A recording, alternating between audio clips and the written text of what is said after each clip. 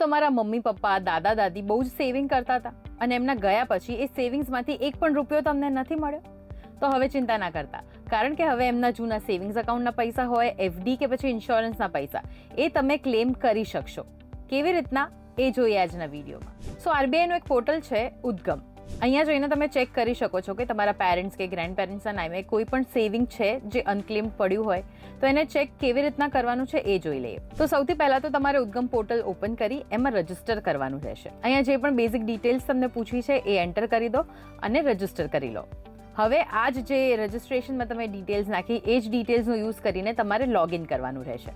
હવે લોગિન કરી લઈએ. સો લોગિન કર્યા પછીનું ફર્સ્ટ પેજ તમને આવું દેખાશે. અહીંયા અકાઉન્ટ હોલ્ડરનું નામ, એટલે કે તમારે જેમના નામે સર્ચ કરવું છે એમનું નામ અહીંયા એન્ટર કરવાનું રહેશે. પછી અહીંયા નીચે બેંક લિસ્ટેડ છે, તો તમને જેમ લાગતું હોય કે કદાચ આટલી બેંકમાં હોઈ શકે છે એમનું અકાઉન્ટ, તો એ સિલેક્ટ કરી લો.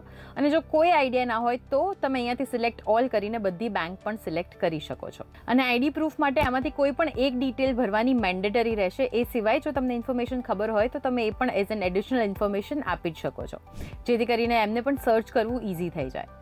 અને બસ આટલું તમે ભરી દેશો અને પછી સર્ચ પર ક્લિક કરશો તો તમને દેખાશે, જો તમારા પેરેન્ટ્સ કે ગ્રેન્ડ પેરેન્ટ્સે કોઈ અમાઉન્ટ સેવ કરી હશે તો અહીંયા તમને દેખાઈ જશે.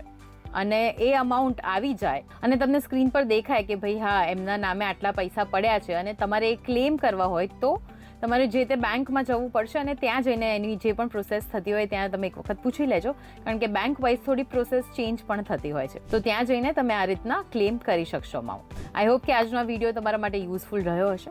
સો આવા જ ઇન્ફોર્મેટિવ વિડીયોઝ માટે તમે ગુજરાત સમાચારના પેજને ફોલો ચોક્કસથી કરી લેજો.